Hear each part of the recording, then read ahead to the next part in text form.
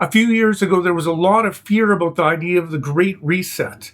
It was a theoretical time in the future where you would own nothing and be happy. But today, the future that is being actively created, which is being brought forward today, is a future where you will own nothing and starve. Elon Musk talks about a future where robots outnumber human beings. How real is the prospect of killer robots annihilating humanity? 20% likely, maybe 10%. On what time frame? 5 to 10 years. But of course, there is another possibility that he didn't mention, but which we can see happening already. The other possibility is that robots will just take jobs and people will be just left to starve and die in the streets. Already there's a lot of homelessness in the world. And in Washington, we can see that it's not that they, help the homeless people. It's just that they push them out of the cities so they can die in the woods. They're not even allowing people to sleep in their cars in different places anymore. That's being made illegal. In some places, it's illegal to feed the homeless people.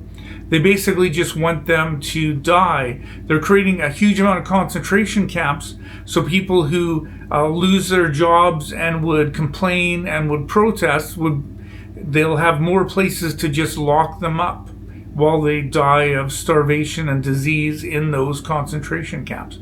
Now that sounds ridiculous and horrible and hard to believe just because of how dramatic it is, but we can see this happening now. All it is a matter of seeing that it's going to be happening on a greater scale than what's happening already. One of the things that I struggle with, like getting out of the bed every morning, is that like my job is to help people destroy jobs. The job destruction that we're going to see by software in the next couple of decades, I don't think anyone's prepared for, and you can't talk about it. All you have to do is amplify the numbers. And unless you've had your head underneath a rock, you've been seeing that all kinds of people in Amazon warehouses, in all kinds of different professions, are losing their jobs to robots, or at least that they're not hiring new people. All those introductory jobs are disappearing because the people that already work there are able to be a lot more efficient because of the work of robots. Now, of course, this technological change would be happening whether or not liberals or conservatives are in power. Both sides will embrace this. The corporations will embrace this technology. But there are two things that will be different on the liberal side. First of all, on the liberal side, there will be a desire for us to slow this down. So the idea is that we need to improve the technology so it uses less electricity, so it uses less water before we ramp it up on an incredible scale. And China is actually building less data centers than are being made in the United States. And often when they are being made, they're being connected with like solar farms and renewable energies. They're trying to work out ways to make this more efficient. The second thing that would be different is that liberals, we generally advocate for allowing everyone to share in the technological advancements which are being created in the world today. We recognize that all of these advancements have been brought forward by hundreds and thousands of years of technological evolution, that there is a result of minerals and things that are in the ground. So Musk, Bezos, Trump, none of these people put all of those things in the ground, all the minerals which can be used in creating these things.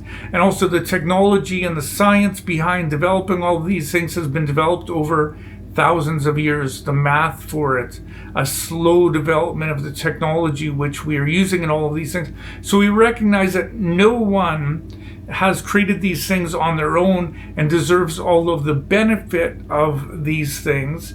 Therefore, we want everyone to benefit from these things. All of these things have been given to the world, to the people of the world, through the work of people were descended from, and we believe that everyone should benefit from this, and as a result that we should at least at a minimum have something like a UBI in place so people can cover their basic expenses and still have something of a life, even if the majority of the benefit of this goes to a smaller amount of people. So there's a balance in this regards, and basically the future is either going to be a socialist, some type of form of where, yeah, maybe you won't own anything, but you still have the possibility of being happy, or some way to create a future where everybody can still live and function in a society where labor is hardly needed or not needed at all. Or it will be a capitalist future where when you are no longer needed, when your job is replaced, you'll be just left to die. You won't even be allowed to die in the back alleys of the cities. You'll just be pushed out of the cities. You'll be pushed into forests and caves. You won't be able to use electricity. You won't have access to health care. You won't really have access to land that you would even be able to farm on. You won't be able to hunt animals. You'll basically be left to die. And that probably won't even take very long in those type of circumstances.